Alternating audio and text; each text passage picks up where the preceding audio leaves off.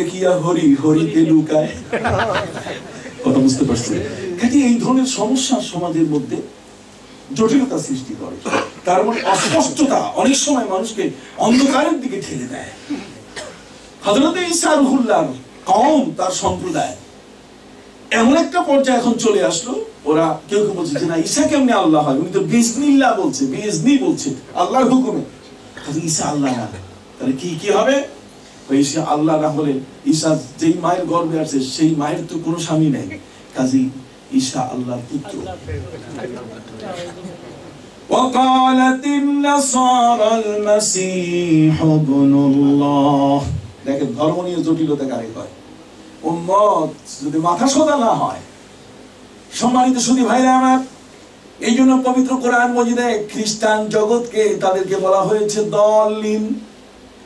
পবিত্র কোরআন মজিদে আল্লাহ বলছেন ইহদিনাস সিরাতাল মুস্তাকিম সিরাতাল্লাযীনা আন'আমতা আলাইহিম গায়রিল মাগদুবি আলাইহিম ওয়ালাদ-দাল্লিন। এই দলিন বলতে গেলে এই দল যারা ঈসাকে আল্লাহ বানাইছে। বারবার আমাদেরকে আল্লাহ তাআলা দোয়া শিখিয়ে দিচ্ছেন, খবরদার তোমরা এমন একটা দলের অন্তর্ভুক্ত হইও না। ইহুদি এরা হযরত উযাইরকে আল্লাহর পুত্র বানিয়েছে। ওয়াকালাতিল ইয়াহুদু উযাইর ইবনুল্লাহ। পৃথিবীটা কেমন জানি ধর্ম নিয়ে পাগলের মেলা শুরু হয়েছে। কেউ তো বলে উযাইর আল্লাহর পুত্র, কেউ তো বলে ঈসা আল্লাহর পুত্র। ওয়াকালাতিল ইয়াহুদু উযাইর ইবনুল্লাহ ওয়াকালাতিন নাসারাল মাসীহ ইবনুল্লাহ। দুই দলই তাদের নবীকে কি বানাইছে? আল্লাহর পুত্র। এখন দুই দলের মধ্যে মারামারি। ইহুদিরা বলতেছে যে আল্লাহর পুত্র একজন উযাইর, আর এরা বলতেছে যে না, আল্লাহর পুত্র ঈসা। লাগলো মারামারি। এখন দুই দল মিলে আপোষ করতেছে, বাদ দাও, ঈসা আর উযাইর আল্লাহর পুত্র, আমরা সবাই আল্লাহর পুত্র। দেখেন আরেক সমস্যা। وقالت اليهود والنصارى نحن أبناء الله। খ্রিস্টান এবং ইহুদি দুই দল একসাথে হইয়া এরা এখন বলা শুরু করছে যে আর ওই নবীদেরকেও আল্লাহর পুত্র বলে লাভ নাই, আমরা সবাই আল্লাহর পুত্র। সম্মানিত সুধী, যে কারণে পৃথিবীর মধ্যে এই নবী তার উম্মতকে ধর্ম প্রচারের দায়িত্ব দেন নাই, দিলেই ভেজাল করবে। কিন্তু আমার নবী, বিশ্ব নবী মুহাম্মদুর রাসূলুল্লাহ সাল্লাল্লাহু আলাইহি ওয়াসাল্লাম বলেছেন বাল্লিগু আন্নী ওয়ালাউ আয়া। আমার সামান্যতম যদি কিছু জানা থাকে আল্লাহর কোন নিদর্শন, তাহলে সেটা তোমরা প্রচার করো। ফালিউবাল্লিগিশ শাহিদুল গায়বা। বিদায় হজের ভাষণে নবী করিম সাল্লাল্লাহু আলাইহি ওয়াসাল্লাম বলেছিলেন, তোমরা যারা আজকের দিনে আমার ভাষণ শুনলে কিয়ামত পর্যন্ত যারা আসবে, তোমরা আমার ধর্মটাকে প্রচার করবে। আমাদের নবী আমাদের ধর্মটাকে প্রচার করতে বলেছেন। কেন?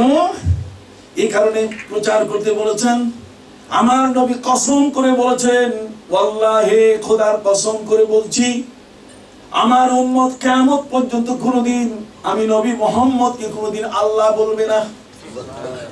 কিয়ামত পর্যন্ত নবীর কত বড় আস্থা আমাদের উপরে। আমার নবীর এত বড় আস্থা যে কিয়ামত পর্যন্ত আমার কোন উম্মত আমাকে আল্লাহ বলবে না।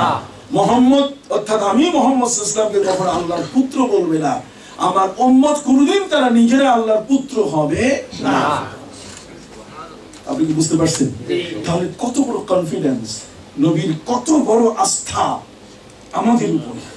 আর সেই উম্মত যদি ভেজাল করে সব নষ্ট করে ইহুদি খ্রিস্টানের মতো, কথা বুঝতে পারছেন, তাহলে ইসলাম থাকবে কোথায়? সম্মানিত সুধী, এই জন্য পিওর ইসলাম কোথায় পাবো? পিওর ইসলাম আমরা চাই, পিওর। ভেজালি ইসলাম আমরা চাই না।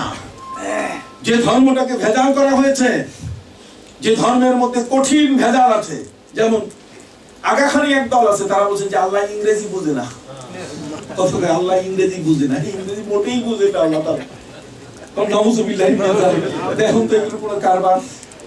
হ্যাঁ, ওরা শেষ পর্যন্ত আল্লাহর বিধান বাদ দিয়া, আমার পবিত্র কোরআন বলছে ইন্না ইদ্দাতাশ শুহুরি ইনদাল্লাহি 12 শাহরা। বছর গণনা করতে গেলে মাস লাগবে কয়টা? 12টা। মাস লাগবে কত? 12 মাসে বছর হয়। অতএব 12 মাসে বছর, এটা আল্লাহ পাক রব্বুল আলামিনের পক্ষ থেকে একটা হিসাব। আগাখানিরা হিসাবটারে 12টা বাজাই দিছে। তারা এখন বলছে যে না, 19 দিনে মাস আর 19 মাসে বছর। কিন্তু 19 দিনে মাস আর 19 মাসে কি বছর? গুণে দেখা গেল 365 দিন।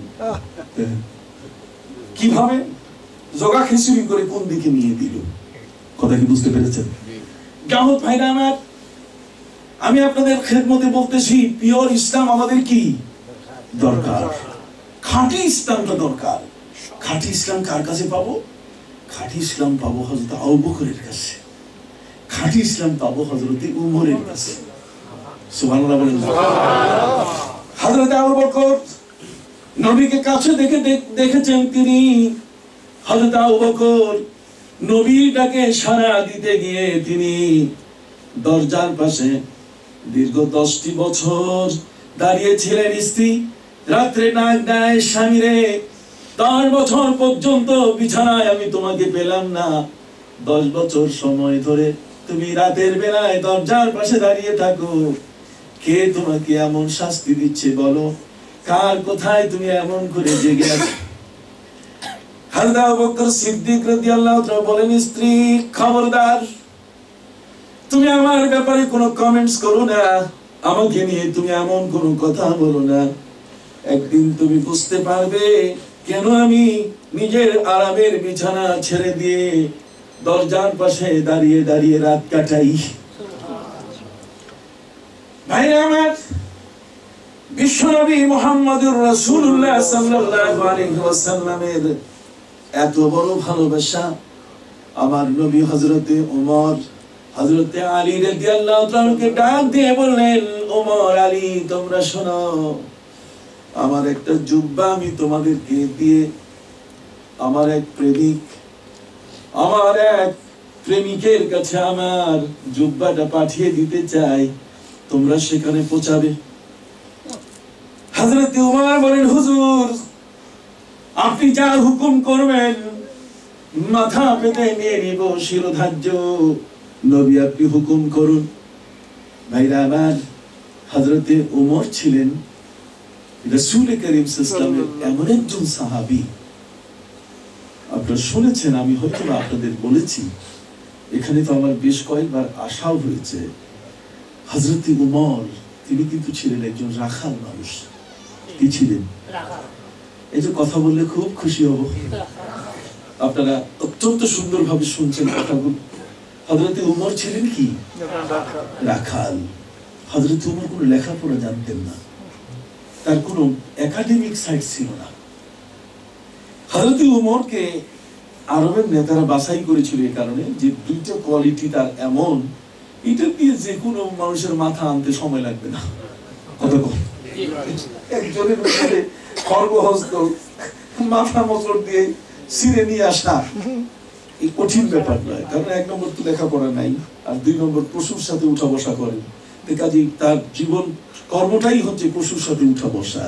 কাজে আর মানুষের ভালোবাসা কতটুকু থাকবে? অনেক মানুষ এমন আছে যে পশুর সাথে মিলতে মিলতে তার জীবনটা ওইরকম দিকে চলে যায়। হযরত ওমরকে ডেকে তারা দায়িত্ব দিল যে মুহাম্মদ যে ধর্ম বদলাই দিয়েছে, বাপ দাদার ধর্ম বাদ দিয়ে নতুন ধর্মের কথা বলছে। ওমর গরম। ওমর বলছে, কি করা লাগবে কও। তাই না আমার নেতারা বলল, শোনো, আমার মুহাম্মদের মাথা চাই। ওমর বলছে, দেরি নাই, কিছু থাকলে দাও। বিশাল লম্বা তরবারি দিয়ে ওমরকে তারা বলল, যাও ওমর। ওমর ধেয়ে চলা শুরু করলো। পথে ওমরের কঠিন গতিবিধি দেখে কে জানি ওমরকে জিজ্ঞাসা করে বসলো, ওমর, তুমি নাঙ্গা তরবারি নিয়ে কোথায় যাও? কার দিকে ধেয়ে চলছো? কার তুমি ক্ষতি করবে? ওমর বলে উঠলো, মুহাম্মদের মাথা আনতে চাই।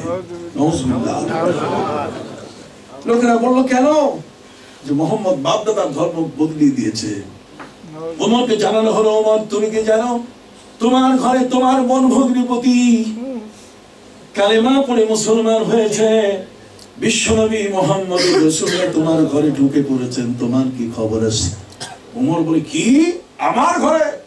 সাথে সাথে ওমরের গতিপথ পরিবর্তিত হলো। নবীর বাড়ির পথ বাদ দিয়ে ওমর বোন ভগ্নিপতির বাড়ির দিকে রওনা হলেন। বোন ভগ্নিপতি কোরআন পড়ছিলেন। কোরআন পড়া অবস্থায় ভগ্নিপতির উপরে ওমরের আঘাত। রক্তাক্ত অবস্থায় ভগ্নিপতির মুখ থেকে কোরআনের আওয়াজ বন্ধ হয় না। ওই মুহূর্তে কোরআনের তেলাওয়াত হচ্ছে, তাহা মা আনসালনা আলাইকাল কুরআনা লিতাশকা। হযরত ওমর ভগ্নিপতির গায়ে আঘাত করার পরে বোনের কাছে গিয়ে দেখে বড় কোরআন পড়ছে, বোনের কণ্ঠে কোরআনের আওয়াজ। وَنَزَّلْنَا عَلَيْكَ الْكِتَابَ تِبْيَانًا لِكُلِّ شَيْءٍ وَهُدًى وَرَحْمَةً وَبُشْرَى لِلْمُسْلِمِينَ। হযরত ওমর বোনের কণ্ঠে আওয়াজ, وَنَزَّلْنَا عَلَيْكَ الْكِتَابَ تِبْيَانًا لِكُلِّ شَيْءٍ, আমি কোরআন আপনার উপরে নাযিল করেছি হে নবী, যা সারা বিশ্বের সব কিছুর বিবরণের ভিতরে আছে। সুবহানাল্লাহ। হযরত ওমরের হাত থেকে তরবারি মাটিতে পড়ে গেল। বোন ভগ্নিপতিকে জড়িয়ে ধরে বলছে, রে বোন ভগ্নিপতি, এই কোরআন তো জীবনে আমাকে কেউ শোনায় নাই, এই কোরআন তো আমাকে কেউ কখনো আমার কানে দেয় নাই। কোরআন সবকিছুর ভেতরে আছে, সবকিছুর সমাধান। আমি ভুল করেছি তোমাদের গায়ে আঘাত করে। চলো, যেই নবীর কাছে কালেমা পড়ে মুসলমান হয়েছো তার কাছে নিয়ে আমার মুখে কালেমা জারি করে দাও, লা ইলাহা ইল্লাল্লাহ মুহাম্মাদুর রাসূলুল্লাহ সাল্লাল্লাহু আলাইহি ওয়াসাল্লাম। হযরত ওমর যাওয়া শুরু করলেন নবীর বাড়ির দিকে। আমার নবীর মদিনা মুনাওয়ারায় ভাইরা আমার, বিশ্বনবী মুহাম্মদুর রাসূলুল্লাহ সাল্লাল্লাহু আলাইহি ওয়াসাল্লাম, আমার আল্লাহ তাকে মেসেজ দিয়ে দিলেন। কি দিলেন? মেসেজ দিয়ে দিলেন, হে নবী, এই মুহূর্তে আপনি তাড়াতাড়ি একটা মঞ্চ তৈরি করেন, সুবহানাল্লাহ, আর মঞ্চের উপরে একখানা চাদর আপনি বিছায় রাখেন। নবীজি বলেন, মাবুদ, মঞ্চ কার জন্য? চাদর বিছাবো, কে বসবে? আমার আল্লাহ বলেন, হে নবী, আপনি তো বলেছিলেন, দোয়ায় বলেছিলেন, মাবুদ, মক্কার দুজন মানুষ আবু জাহাল আবু উমর, এই দুজনের কোন একজনকে কালেমা পড়ার সুযোগ করে দেন। যদি উমর কালেমা পড়তো তাহলে কতই না ভালো হতো। আমি আল্লাহ উমরের কালেমা কবুল করে নিয়েছি। উমর আসতেছে, উমরকে মঞ্চে বসিয়ে আপনি তাকে কালেমা পড়ান। দেখতে দেখতে মুহূর্তে হযরত উমর উপস্থিত হয়ে হাতে তরবারি খানা নবীর হাতে সঁপে দিয়ে বলছে, হে নবী, এই পৃথিবীতে আমার চেয়ে বড় পাপী আর নাই। কোরআন পড়ে এমন ভালো মানুষ দুটোকে আমি পিটিয়ে তাদের রক্তাক্ত করেছি। এরা আমার বোন ভগ্নিপতি। আপনি আমার প্রতিশোধ নিন, আর দয়া করে কালেমা আমার মুখে আপনি চালু করে দেন। আমার নবী বলেন, ওমর, আমি তোমার জন্য মঞ্চ তৈরি করেছি, চাদর বিছিয়েছি, ওমর তুমি বসো, আমি তোমাকে কালেমা পড়াই। হযরত ওমর মঞ্চের উপরে বিছানো চাদর খানা নিজের বুকে জড়িয়ে ধরলেন। ওয়াখাদাহা ওয়াদাম্মাহা বিসাদরি, নিজের বুকের সাথে মিশিয়ে বললেন, হুজুর, আসমানের নিচে জমিনের বুকে কি এমন কোন বেয়াদব আছে যে আপনার চাদরের উপরে পা রেখে কালেমা পড়তে পারি? নবীজি তাকে কালেমা পড়ালেন। আর সেই কালেমা পড়ার পর হযরত উমর, নিরক্ষর উমর, রাখাল উমর থাকলেন না, খলিফা উমরে পরিণত হলেন। কথা বুঝতে পারছেন? এই উমর তার জীবনে যে রাজ্যটা অর্ধেক পৃথিবী বলি আমরা শাসন করেছি, অর্ধেক পৃথিবী বলতে গেলে কোনটা? বাংলাদেশ দৈর্ঘ্য প্রস্থে সর্বদিক থেকে বাংলাদেশের আয়তন 54,000 বর্গ মাইল, 54,000 বর্গ মাইল। আর হযরত উমর রাদিয়াল্লাহু তাআলা যে দেশটি শাসন করেছিলেন সেটার দৈর্ঘ্য প্রস্থ হলো 31 লক্ষ বর্গ মাইল। 31 লক্ষ বর্গ মাইলের এই দেশে শয়তান ভিসা পায় নাই। কথা বল সুবহানাল্লাহ।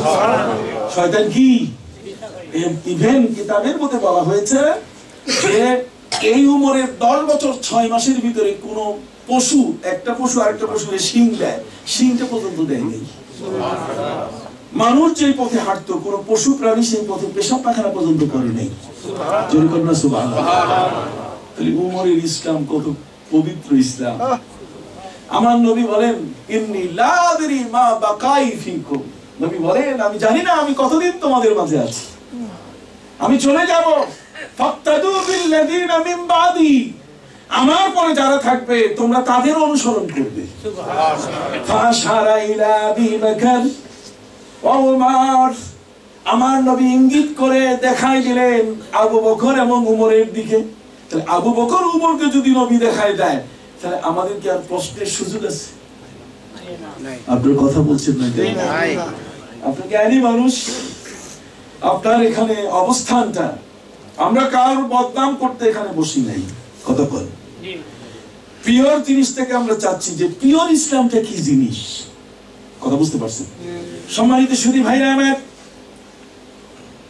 জগতের মধ্যে হযরত উমর ইসলাম গ্রহণ করে তার সিনাটা খুলে গেল এবং মদিনার মসজিদে জুমার নামাজ পড়াতে গিয়ে উমর খুতবার মাঝখানে বলে ফেললেন, ইয়া সারিয়া আল জাবালা আল জাবাল, রে সারিয়া সেনাপ্রধান, তুমি পাহাড়ের পথ ধরো, পাহাড়ের পথ ধরো। নামাজ শেষ হওয়ার পরে সবাই জিজ্ঞাসা করলেন, উমর এখানে সেনাপ্রধান পাইলেন কই আর পাহাড় পাইলেন কই? এখানে যুদ্ধের তো কোনো পরিবেশ ছিল না, এটা নামাজের পরিবেশ ছিল। কথা কর ওমর, আপনি কি বললেন? অপ্রাসঙ্গিক কথা মাঝখানে আপনি প্রলাপ বকলেন কিনা? ওমর বলছেন, না প্রলাপ বকি নাই, আমি এই মিম্বারে যখন দাঁড়িয়েছি তখন আমার দৃষ্টি চলে গেল সেই নাহাওয়ান এলাকায়, এখান থেকে প্রায় 900 কিলোমিটার দূরে, 500 মাইল দূরে, তারপরে 900 কিলোমিটার দূরে, সেই 900 কিলোমিটার দূরে আমার সৈন্যরা বিপদে পড়েছে। আমি এখান থেকে তাদেরকে কমান্ড দিলাম যে সারিয়া, তুমি তোমার সৈন্যদের নিয়ে পাহাড়ের পথ ধরো। সুবহানাল্লাহ। আস্তে বললেন কি? কম দূর দেখছেন নাকি হযরত উমর? পৃথিবীর যত মানুষ, বিজ্ঞানীরা তারা প্রমাণ করেছেন, প্রত্যেকটি মানুষের চোখের দৃষ্টির শক্তি হচ্ছে 8 মাইল। 8 মাইলের বেশি মানুষ দেখে না। আর হযরত উমর দেখলেন 500 মাইল দূর। 500 মাইল দূর তিনি দেখলেন কোত্থেকে? তার এই চোখ আসলো কোত্থেকে? সম্মানিত সুধী ভাইরা আমার, সেই উমর আল্লামা জালালউদ্দিন সুয়ুতি রাহমাতুল্লাহি আলাইহি লিখেছেন তার তারিখুল খুলাফা নামক কিতাবের মধ্যে, হযরত উমর প্রায় 22 থেকে 24টি জায়গায় মুওয়াফাকাত হয়েছে নবীর সাথে। নবীর সাথে তার কথার মিল হয়েছে। কথার মিল মানে নবীজি পবিত্র তওয়াফ শেষ করে যখন তিনি সাই করার জন্য যাবেন সাফা পাহাড়ের দিকে, তখন হযরত উমর এইভাবে হাত ব্যারিকেড দিয়ে তিনি বললেন, নবীজি যান কই? কই তওয়াফ শেষ, সাই করতে যাব, সাফা পাহাড়ে যাব, সাফা মারওয়ার মাঝখানে দৌড়াবো। হযরত উমর বলছেন, হুজুর ইসে 2 রাকাত নামাজ পড়েন মাকাম ইব্রাহিমের পাশে। নবীজি বলছেন, উমর তুমি নবী না আমি নবী? কে বলবে নামাজ পড়ার কথা? তুমি বলবে না আমি বলবো? হযরত উমর বলেন, হুজুর মাফ চাই, আর আমি বলবো না। আপনি নামাজ পড়েন আর না পড়েন, দয়া করে যান সাই করতে। নবী কদম উঠাবার সাথে সাথে জিবরিল আমিন হাজির হয়ে বললেন, নবী আল্লাহ মাত্র নির্দেশ দিয়েছেন, ওয়াত্তাখিযু মিন মাকামি ইব্রাহিম মুসাল্লা। হে নবী, আল্লাহ নির্দেশ দিয়েছেন এই জায়গায় 2 রাকাত নামাজ পড়েন। ওমর যা বললো মিলে গেল। সেই ওমর রাখাল ছিলেন, নিরক্ষর ওমর ছিলেন, নবীর কাছে আসার পরে এমন এক পিওর ওমর হয়ে গেলেন। কথা বল না, ওমরের সিনা খুলে গেল। লাকাদ শারাহাল্লাহু সাদরি। হযরত আবু বকর সিদ্দিক রাদিয়াল্লাহু তাআলা যখন খলিফা হলেন নবীর ইন্তেকালের পরে, তখন হযরত আবু বকর সিদ্দিক আর ওমর 1 বছর দেশ চলার পর দেশের প্রধান হলেন, রাষ্ট্রপ্রধান হলেন, আমিরুল মুমিনিন হলেন হযরত আবু বকর সিদ্দিক রাদিয়াল্লাহু তাআলা। আবু বকর সিদ্দিক রাদিয়াল্লাহু তাআলা 1 বছর পর উমরকে নিয়ে টেবিলে বসছে যে দেশটা কেমন চললো, উমর একটু কম নিজেদের মধ্যে। যেহেতু হযরতে উমর ছিলেন, তিনি সেই দেশের আবু বকর সিদ্দিকের সেই রাষ্ট্রের প্রধান বিচারপতি, আর হযরতে আবু বকর ছিলেন তিনি নির্বাহী প্রধান, তার মানে রাষ্ট্রপ্রধান আমিরুল মুমিনিন। একজন ছিলেন নির্বাহী প্রধান আমিরুল মুমিনিন, আরেকজন ছিলেন বিচারের প্রধান চিফ জাস্টিস। তো চিফ জাস্টিস হলেন কে? এক বছর দেশ কি কেমন চললো? আমাদের হলে তো চমৎকার, মানুষ মরতেছে, ইটা দিয়ে ডুবাই রাখতেছে, কতক্ষণ না, তারপরও খুব সুন্দর ভাবে দেশটা চলতেছে, খালি ফুলের মালা ফুলের মালা, কতক্ষণ না, ফুলের মালা ছাড়া আর কোনো মালা নাই। বুঝতে পারছেন কথা? উন্নয়নের জোয়ারে ভাসতেছে দেশ। সম্মানিত চমৎকার চলুক, চলতেই থাকুক, অসুবিধা কি? সম্মানিত সুধী ভাইরা আমার, হযরত ওমর আর আবু বকর দুইজন মিলে গোল টেবিলে বসলেন, একে অপরের সাথে মত বিনিময় করছেন। আবু বকর সিদ্দিক ওমরকে জিজ্ঞেস করেন, আপনি তো প্রধান বিচারপতি, আপনার কাছে তো মামলা টামলা আসছে, আপনি জানেন কোন রকম মামলা আসছে, কি ধরনের মামলা আপনার কাছে আসছে, আপনার জানা আছে? কারণ বিচারপতির কাছে মামলা দায়ের হলেই তখন দেশের অবস্থা বোঝা যায়, কতক্ষণ না, মামলা দিয়ে দেশ বোঝা যায় চলে কেমন।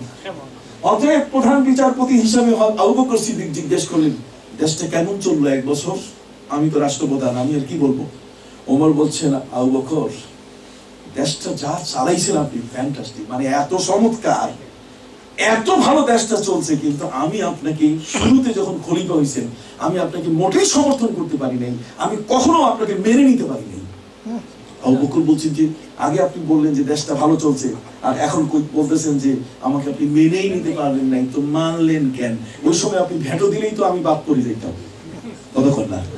আপনি যদি কি ওই যে ন্যাটোতে ভেটো হয় না, কতক্ষণ না, তো ন্যাটোতে যেমন ভেটো হয়, হযরতে আবু বকর সিদ্দিক রাদিয়াল্লাহু তাআলা বলেন যে ওমর, আমাকে ভেটো দিলেই তো আমি পড়ে যেতাম, জোরে পড়তাম, আমার পতন ঘটতো, তার মানে আরেকজন খলিফা হতো। আপনি ভুল করলেন কেন? কয়, আমি তো কিছু বলি নাই, আমি শুধুমাত্র একটা জিনিস লক্ষ্য করছি যে কারণে আপনাকে সমর্থন করতে পারি নাই। কয় কারণ? নবীজির ইন্তেকালের পরে আপনি যে সিটে, আপনি রাষ্ট্রের প্রধান, এই রাষ্ট্রের প্রধান হওয়ার জন্য ক্ষমতার চেয়ারে একজন গরম লোক দরকার ছিল। আপনি এত নরম, একজনে এক গালে থাপ্পড় দিলে আপনি আরেকটা গা লাগাই দেন, আপনাকে দিয়ে দেশ চলার কথা না। আপনি হুকুম করবেন, এক হুকুমে কত লোক মরবে আর কত লোক জিন্দা হবে, কথা কন না। আপনার হুকুম তো সবচেয়ে বড় গরম চেয়ার, ক্ষমতার চেয়ার হচ্ছে সবচেয়ে গরম চেয়ার, আর আপনি গরম চেয়ারে বসার মানুষ না, আপনি নরম মানুষ। অতএব আপনার দ্বারা এই দেশ চলবে না। কিন্তু আপনি ক্ষমতার চেয়ারে বসার পরে প্রথম দিন জাতির উদ্দেশ্যে যে ভাষণ দিয়েছেন, ওই ভাষণে আমার পুরা সিনা খুলে গেছে যে আপনি ছাড়া এই পৃথিবীতে নবীর পরে আর কোনো যোগ্য লোক নাই। আবু বকর সিদ্দিক রাদিয়াল্লাহু তাআলা বলেন, ওমর, সাংঘর্ষিক কথাবার্তা বুঝতেছি না, এক সময় আমাকে এক কথায় আমাকে সমর্থন করা হচ্ছে, আরেক কথায় আমার প্রতি সমর্থন তুলে নেওয়া হচ্ছে, কি বলেন ঠিক কিনা? সাংঘর্ষিক কথাটা বুঝতেছি না, আমি কি এমন বক্তৃতা দিছি যে বক্তৃতায় উমরের সিনা খুলে গেল, জ্ঞানের দুয়ার খুলে গেল উমরের, আমার সে শ্রেষ্ঠ শাসক আর নাই, কি বক্তব্য আমি দিয়েছি। হযরত উমর বলছেন, আবু বকর, আপনি ক্ষমতার চেয়ারে বসার পরে যে বক্তব্যটা দিয়েছিলেন, এটা পেপারে 200-500 লাইনের নয়, যে দেখতে যাইয়া শেষে 1000 পাওয়ারের চশমা লাগাইতে হবে প্রেসিডেন্ট সাহেব কি বক্তব্য দিছে, কতক্ষণ না। আসলে একটা লম্বা বক্তব্য, সারা জীবনের সব কথা কইয়ে দিয়েছে, জীবনের জন্ম থেকে মৃত্যু পর্যন্ত একটাও বাদ যায় নাই, কতক্ষণ। হযরত ওমর বলছেন, আবু বকর, সেদিন আপনি বক্তব্য দিয়েছেন নাতিদীর্ঘ বক্তব্য, আপনার বক্তব্য মাত্র 1 লাইনের বক্তব্য, আর 1 লাইনের সেন্টেন্স হচ্ছে 2টা, প্রথমটা মানে ফাটাফাটি বক্তব্য, আর দ্বিতীয়টা হচ্ছে জ্বালাময়ী।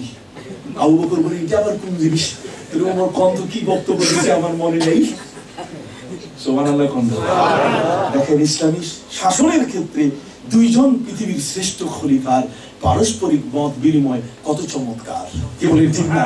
ডায়ালগ কত ফাইন, একে অপরকে কিভাবে তারা সম্বোধন করছে।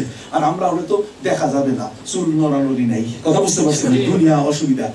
সম্মানিত সুধী ভাইরা আমার, হযরত ওমর ফারুক রাদিয়াল্লাহু তাআলা আনহু তিনি বলেন, আবু বকর, যখন আপনি ক্ষমতার চেয়ারে বসলেন, নবীজির ইন্তেকাল মোবারকের সাথে সাথে আরবের একদল মানুষ তারা যাকাত দিতে অস্বীকার করলো। ওয়া কাফারা মান কাফারা মিনাল আরব, আরবের একদল মানুষ তারা রাজস্ব দেবে না, রাষ্ট্র চলবে যেই জনগণের যে অর্থে সেটা দিবে না, যাকাত দিবে না। এটা আপনি শোনার সাথে সাথে ওই দিন জাতির উদ্দেশ্যে আপনি বক্তব্য দিয়েছিলেন, আপনি বলছেন প্রিয় দেশবাসী আমি আবু বকর কথা বলছি, আবু বকর স্পিকিং, কথা কম না, আমি আবু বকর কথা বলছি। কি ওয়াল্লাহি লাউ কাতিলান্না মাহুম, খোদার কসম যদি কেউ যাকাত দিতে অস্বীকার করে তারে আমি কতল করব, তারে আমি খুন করব। দেখছেন 150 পৃষ্ঠার লাইন না, লাইন কয়টা জোরে কোন না, এক লাইন, একটা ছোট্ট একটা লাইন, ওয়াল্লাহি লাউ কাতিলান্না মাহুম, খোদার কসম আমি তাদেরকে হত্যা করব, তাদেরকে মেরে ফেলবো, তাদের সাথে বড় ধরনের যুদ্ধ করে ফেলবো যে যাকাত দিতে কি অস্বীকার করছে। ওয়ালাউ মানাউনি ইকালান, ওয়ালাউ মানাউনি ইকালান,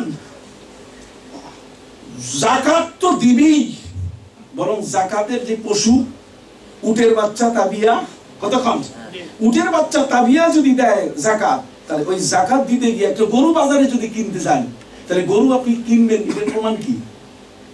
ছাগল কিনবেন এটার প্রমাণ কি?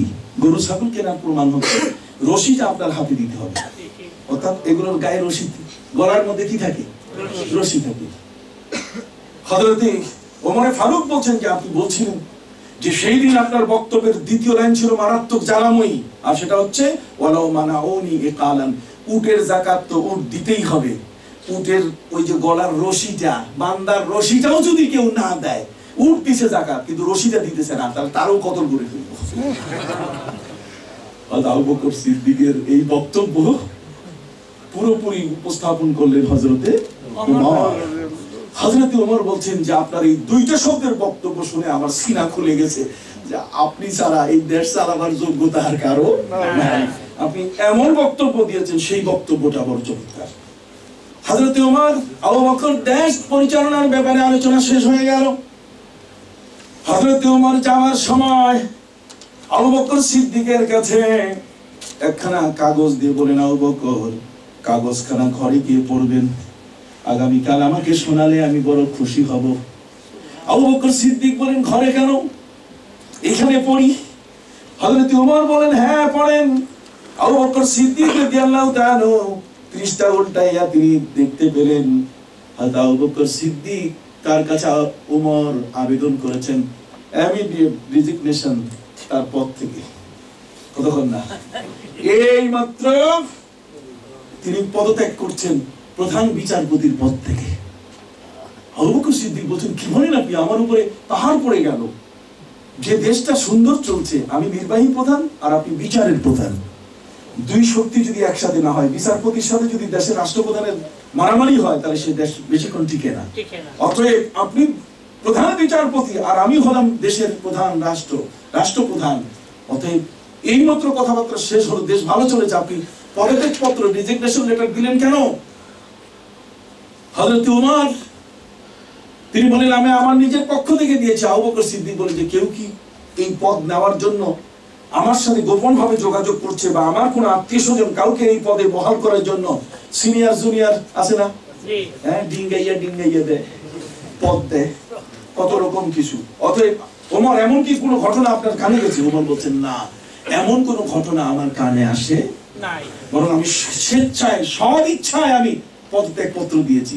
আবু বকর সিদ্দিক রাদিয়াল্লাহু তাআলা জিজ্ঞাসা করেন যে সদ ইচ্ছায় দিলেন, কারণ বলতে হবে, কি কারণে আপনি পদত্যাগ করেন? হযরত ওমর বলছেন, হুজুর আবু বকর সিদ্দিক রাদিয়াল্লাহু তাআলা, হুজুর আবু বকর আমি পদত্যাগ পত্র দিলাম এই কারণে 365 দিনের একটি বছর দেশটার জন্য আমি ছিলাম প্রধান বিচারপতি, চিফ জাস্টিস হয়ে আমি আমার অফিসে 365 দিন অপেক্ষা করলাম, একটা মামলাও আমার কাছে বিচারের জন্য আসে নাই। আমি মাসিমারা কেরানির মতো শুধুমাত্র বসে বসে চেয়ারে সময় কাটিয়েছি। 365 দিনে আমার সামনে কোনো কেউ বিচার প্রার্থনা করে নাই। লোকগুলো কি সিটিংবাজি ভুলে গেল? লোকগুলো কি ফরমালিন দেওয়া ভুলে গেল? লোকগুলো কি গরুর গোশতকে মহিষের গোশতকে গরুর গোশত বলে চালাবার যে নিয়ম আছে এগুলো কি ভুলে গেল? লোকগুলো কি পাটে পানি দেওয়া ভুলে গেল? লোকগুলো কি ছিনতাই করা ভুলে গেল? লোকগুলো কি চুরি করা ভুলে গেল? ডাকাতি করা ভুলে গেল? এরা যাবতীয় সন্ত্রাস করা ভুলে গেল। অতএব যেহেতু 365 দিন রাষ্ট্র আমার কাছ থেকে কোনো খেদমত পায় নাই, আমি বসা ছিলাম চেয়ারে, রাষ্ট্র আমার কাছ থেকে এক বিন্দু পরিমাণ খেদমত পায় নাই, এই পদে আমার থাকাই দরকার নাই, আমি পদত্যাগ করলাম। তাই আবু বকর সিদ্দিক বলছেন এটা অ্যাকসেপ্ট হলো না। ওমর বলছেন কেন? কারণ হবে এই যে ওমরের মতো ব্যক্তি যেদিন থেকে চেয়ারে বসছে সেদিন থেকে জাতির মেরুদণ্ড সোজা হয়ে গেছে। সেদিন থেকে বলছে যে এখন আর মামুর টেলিফোন কাজ হবে না। জোরে কর না, মামুর টেলিফোন কি কাজ হবে না? কেউ কাউকে সুপারিশ করবে, অন্ধকারে মোমবাতি জ্বালাইয়া রায় আনবে, তখন অন্ধকারে মোমবাতি জ্বালাইয়া রায় নিয়ে আসবে, সেই সুযোগ নাই। সেদিন থেকে জাতির মেরুদণ্ড সোজা হয়ে গেছে। চিৎকার দেখুন সুবহানাল্লাহ। অতএব আমার নবী এই উমরকে বলছিলেন যে তোমাদের কাছে আমি উমর আবু বকর রেখে গেলাম। সেই উমর আবু বকর, ওমরের কাছে নবীজি নিজের জামা মোবারক দিয়ে বলছেন আমার এক প্রেমিক আছে, মনে আছে কিনা না ভুলে গেছে, আমার এক প্রেমিক আছে, যেই প্রেমিকের কাছে আমি আমার এই জুব্বাটা দিতেছি। উমর বলছে নিয়ে যাবো। প্রেমিক কি আপনার? আমার প্রেমিক হলো ওয়াইস করনি, তুমি ওয়াইস করনির কাছে আমার জুব্বাটা পৌঁছাই দিবা। বলছে হুজুর ওয়াইস করনি চিনবো কেমনে? নবীজি বলছেন তার সাথে আমার কখনো দেখা হয় নাই, তাকে চিনবো কি করে? নবী বলছেন তার হাতে কুষ্ঠব্যাধির দাগ আছে। সুবহানাল্লাহ। নবীজি বললেন রে উমর আলী, আমার কাছে এই ওয়াইস করনি আসে নাই, মায়ের খেদমতে থাকার কারণে আমার কাছে না এসে দূরে বসে ইসলাম গ্রহণ করেছে। আমি মাইন্ড করি নাই, আমি নবী মনে কিছু করি নাই, তবে আমার একটা ভালোবাসার মানুষ, আমার একটা মায়ার মানুষ। তুমি তোমার দায়িত্বে আমার চাদর আমার জুব্বা খানা তার কাছে পৌঁছায় দাও। হযরত ওমর আবু বকর দুজনে মিলে ওয়াইসের করনি এলাকায় চলে গিয়ে ওয়াইসকে খুঁজে পেলেন। আইডি যা দেওয়া হয়েছে আইডি অনুযায়ী তাকে খুঁজে পাওয়া গেল। হাতের মধ্যে কি? কুষ্ঠব্যাধির দাগ। হযরত ওমর তার কাছে এখন এই জুব্বা মোবারক, রাসূলের জুব্বা মোবারক দিতে গিয়ে বলছে আমরা এসেছি বিশ্বনবী মুহাম্মদুর রাসূলুল্লাহ সাল্লাল্লাহু আলাইহি ওয়াসাল্লামের পক্ষ থেকে। ওয়াইস এই জুব্বাটা তোমাকে দিয়েছেন নবী, তোমাকে হস্তান্তর করব, কিন্তু এখন না, তোমার সাথে একটু কথা আছে। কি কথা? আমাদের সবচেয়ে বড় সম্মানী ব্যক্তি হলেন আবু বকর। 10 বছর নবীর জন্য অপেক্ষা করেছেন, ডাকের আওয়াজ সাথে সাথে লাব্বাইক বলতে দরজার পাশে তিনি দাঁড়িয়েছিলেন। সেই আবু বকর সিদ্দিক নবীর জুব্বা পেল না, তুমি ভাই পাইলা কেমনে কও তো? সুবহানাল্লাহ। তুমি পাইলা কেমনে? হযরত ওয়াইস কারনী তিনি বললেন শোনো, উহুদের ময়দানে নবী যখন যুদ্ধের মধ্যে কাফের বেঈমান নবীর দান্দান মোবারকে তীর মেরেছিল, তীরের আঘাতে নবীর দান্দান মোবারক শহীদ হয়ে গেছিল। বিশ্ব নবী অচেতন হয়ে পড়ে গেছিলেন, অজ্ঞান হয়ে পড়ে গেছিলেন সেই উহুদ পাহাড়ে। সম্মানিত সুধী, আমার নবীর দান্দান মোবারকের উপরে আঘাত, দাঁত খসে গেছে। আমার মনে হয়েছে নবীর দাঁত যেহেতু একটা নাই, আমার মুখেও একটা দাঁত থাকা উচিত নয়। এই জন্য একটা দাঁত ভাঙলাম। ভাঙার পরে আবার মনে হলো যে দাঁতটি ভেঙেছি, সেই দাঁতটি মনে হয় ওই দাঁত নয় যেই দাঁতটি নবীর ভেঙেছে। আমি আরেকটা ভাঙলাম, তারপরও সন্দেহ যায় না, মনে হচ্ছে এই দাঁত মনে হয় নয়, অন্য আরেকটা। এইভাবে ভাঙতে ভাঙতে দেখো আমার মুখের 32টা দাঁতের একটা দাঁতও নাই। হযরত ওমর অপেক্ষা অবাক হয়ে গেলেন, হায় রে, নবীর সাথে যে মানুষটার দেখা নাই অথচ তার প্রেম কত বড়। আর বিশ্বনবী মুহাম্মদুর রাসূলুল্লাহ সাল্লাল্লাহু আলাইহি ওয়াসাল্লাম সেই প্রেমিককে অ্যাকসেপ্ট করলেন। ইসলামের ভাষায় নিজের হাত কাটা, আঙ্গুল কাটা, চোখ নষ্ট করা, নিজে নিজে কান কাটা, এটা জায়েজ নাই, হারাম। কিন্তু নবীর মহব্বতে 32টা দাঁত ভেঙে গেছে, সারা পৃথিবী নীরব হয়ে গেছে। কেউ এটাকে বেদাত বলতেছে না, বলতেছে এটার নাম মহব্বত। কেউ এটাকে বেদাত বলছে না, বরং বলছে কি মহব্বত। কথা কি বুঝতে পেরেছে? অতএব মহব্বতের এমন এক উপঢৌকন নবীর জুব্বা মোবারক, যা জীবনের মোড় পাল্টিয়ে দিল। খায়রুত তাবিঈন হযরত ওয়াইস কারনী, নবীজির তাবিঈদের মধ্যে শ্রেষ্ঠ তাবিঈ তিনি। বড় কথা কি বলেন, ঠিক কিনা? অনেক বড় মাপের কথা। এই জন্য আমি আপনাদের খেদমতে আরজ করতে চাই খুব সংক্ষিপ্ত ভাবে, আজ ধর্মকে নিয়ে নানা ধরনের কর্মকাণ্ড করা হচ্ছে। আরে নবীকে নিয়ে তো এমন তামাশা যে নবী জন্য চেয়ার সাজায় রাখে, একদম কথা বল না, মাঝখানে চেয়ার খোলা রেখে বলছে নবী সভাপতি এখানে এসে উনি বসবেন আর উনি দিবেন বক্তৃতা। কতক্ষণ ওই যে আগে কইলাম যে নবী ইংরেজি, আল্লাহ তাআলা ইংরেজি বুঝে না। কতক্ষণ আবার কেউ কেউ বলছেন যে মদিনা মুনাওয়ারায় যদি কোদাল দিয়ে মাটি খুঁড়ে রসুলের রওজা বের করা হয় তাহলে দেখা যাবে রসুল ওখানে নাই, খুঁজেই পাওয়া যাবে না, কাজে ওখানে আপনি জিয়ারত করার জন্য যাবেন কেন? বিভ্রান্তিকর কথাবার্তা গুলো বলে আজ আমাদের দৃষ্টিগুলোকে নষ্ট করে দেওয়া হচ্ছে এবং আমাদেরকে বলা হচ্ছে যে আমরা এই সেই।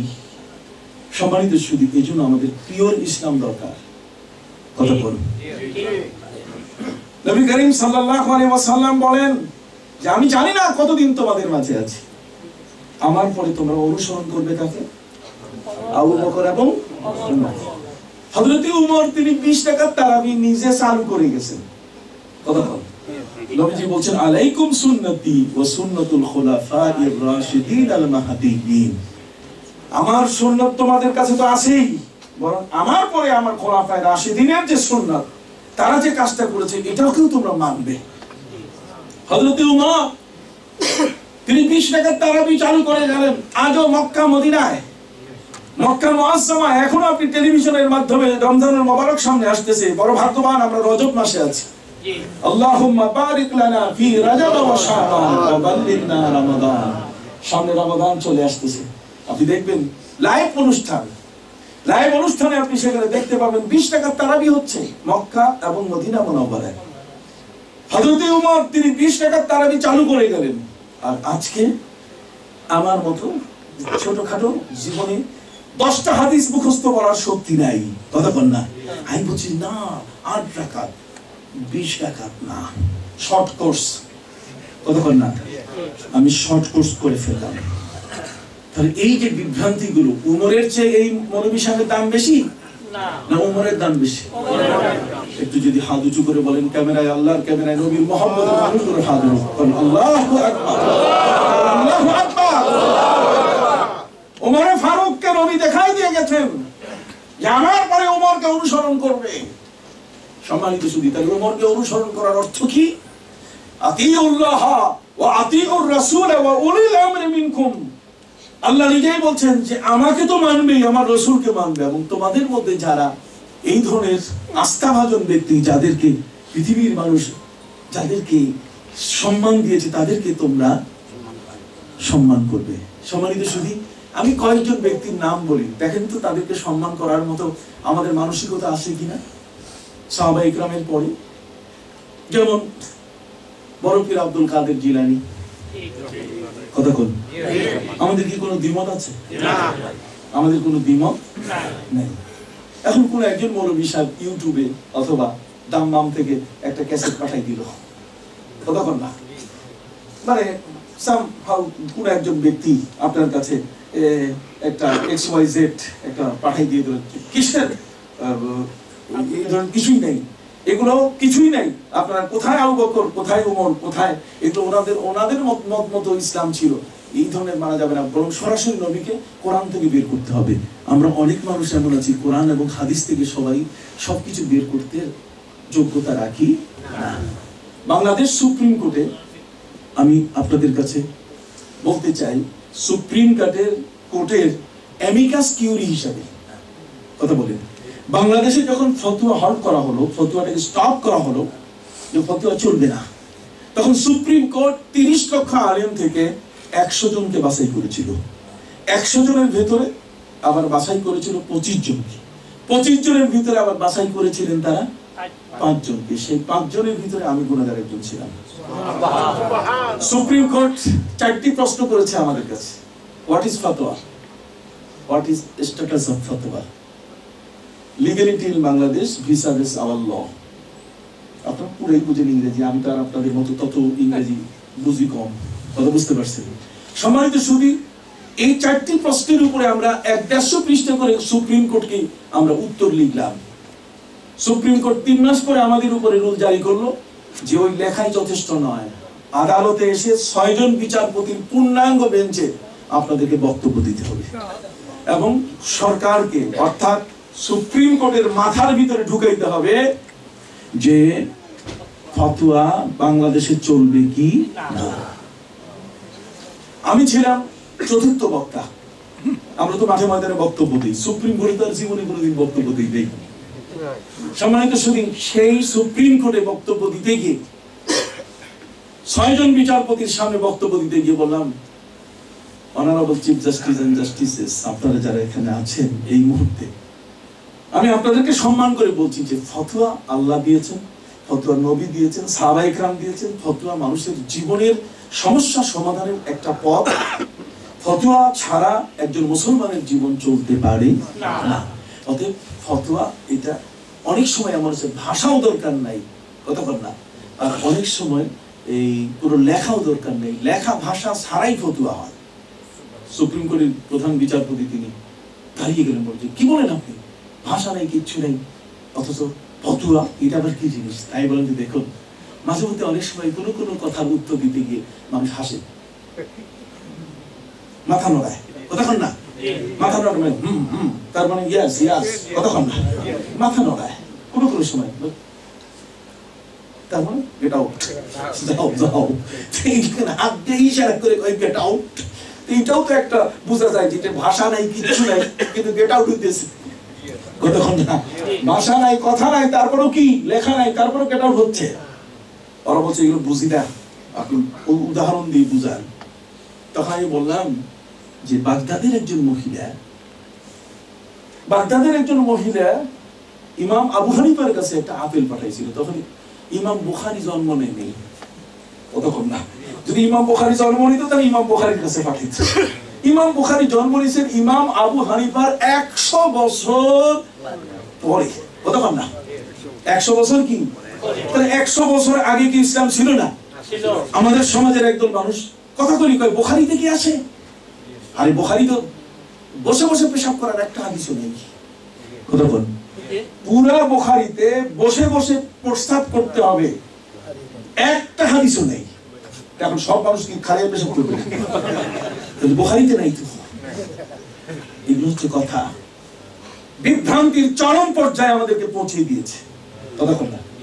আমি উইলিংলি আপনাদের কাছে বলছি, আমি তো আগেই বলছি, কাউকে তুষ্ট করা নয়, কথা বুঝতে পারছেন, আর কাউকে কষ্ট দেওয়াও নয়, বরং উইলিংলি যে কথাটা, আমরা সত্যটাকে একটা পিওর ইসলাম জানতে চাই। এই পিওর ইসলামটা জানার ক্ষেত্রে আমি কাকে অনুসরণ করব? আমি তাকে অনুসরণ করব যে ব্যক্তি মুস্তাহাবকে পর্যন্ত ছাড়ে না, কতক্ষণ না, যে লোকটা ফরজ পরে সুন্নত পড়ে না, তাকে আমি অনুসরণ করব না। আমি অনুসরণ করব যে ফরজ পড়ে, ফরজের পরে যে ওয়াজিব আদায় করে, ওয়াজিবের পরে যে সুন্নত পড়ে, সুন্নতের পরে যে মুস্তাহাব আদায় করে, মুস্তাহাবের পরে যে মুস্তাহসান আদায় করে, তার মানে ইবাদতের ছোটটা পাইলেও সে ছাড়ে না। তাহলে আমি এই লোকটাকে গুরুত্ব দিবে বেশি, না যে লোকটা খালি 2 রাকাত নামাজ পড়ে সালাম ফিরাইয়া বাস তারে চলে গেল? আমি কাকে প্রাধান্য দিব? ইবাদতের ক্ষেত্রে যে বেশি আগানো, কি বলেন ঠিক? ইমাম আবু হানিফা রাহমাতুল্লাহ আলাইহি তার জীবনে তিনি এক ওযু দিয়ে